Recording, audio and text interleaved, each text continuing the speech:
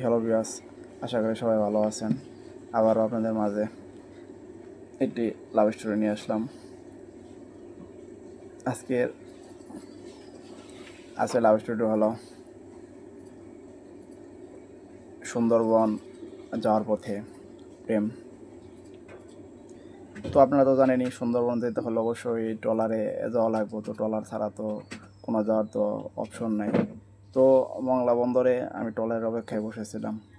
তো হঠাৎ করে আমার পিছন থেকে কেউ একজন আমাকে ডাক দিয়ে বলে যে একটু শুনেন। তো আমি তাকে বলি, হ্যাঁ বলেন। পরে সে জানতে চায় আমি কই যাব, একা কিনা। পরে আমি তাকে উত্তর দিই, হ্যাঁ আমি একাই, আমি সুন্দরবন ঘুরতে যাব, বন দেখতে যাব। তো মেয়েটি বলে যে আপনি চাইলে আমি আপনার সাথে যেতে পারি, কারণ আমারও অনেক ইচ্ছা ঘুরতে যাওয়ার। তো একা একা কেমন জানি বই লাগতেছে, কারণ ট্রলারে যাওয়া লাগবো। তো আমি বলি আচ্ছা সমস্যা নেই, আমার সাথে যেতে পারেন, যেহেতু আমি একাই, সাথে কেউ নাই। দুইজন একটু গল্প করতে করতে গেলে আপনারও ভালো লাগবো, আমারও ভালো লাগবো। তো আমরা আমরা দুটি ট্রলারের টিকিট কেটে আমরা ট্রলারে উঠে পড়ি। উঠে আমরা ট্রলারের ছাদে বসেছিলাম চেয়ারের উপরে, কারণ ছাদ থেকে পরিবেশগুলো অনেক সুন্দর লাগতেছিল।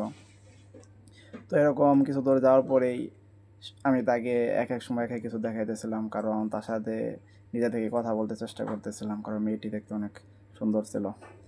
তো আরও একটু যাওয়ার পরেই তো হঠাৎ করেই সে আমার সম্পর্কে অনেক কিছু জানতে চায়। তো আমি আমার সম্পর্কে সব কিছু বলি।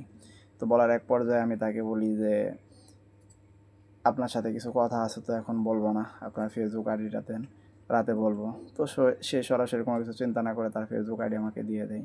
তো ঠিক রাতে আমি তাকে মেসেজ দিই, দিয়ে আর তাকে বলি যে সামনাসামনি তো আপনাকে বলতে পারলাম না, আপনাকে আবার অনেক ভালো লাগছে। তো সে উত্তর দেয় যে হ্যাঁ, আপনাকেও আমার অনেক ভালো লাগছে, কারণ আপনিও তো অনেক দেখতে শুনে কথা কথা সব দিক দিয়ে তো ভালোই। তো তারপরের দিন আমরা আবার দেখা করি, আবার অনেক গল্প করি।